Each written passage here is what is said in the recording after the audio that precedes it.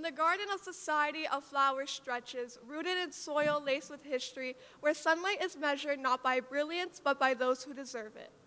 The petals whisper, soft but strong, seemingly weak but are stronger than most. Each hue a story of struggle, their colors painted across a field of growth, overshadowed by giants.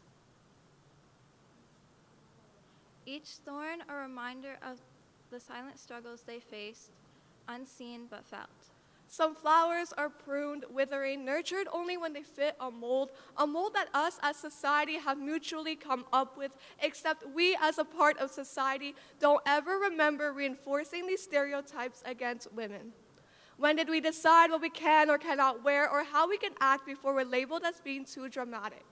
When did we let people decide which fragrances were deemed worthy by the hands that never planted the flowers, while others are left to choke on the weeds, left to wilt under the weight of society's expectations? Yet still they rise, defiant in their color, stretching towards the sky,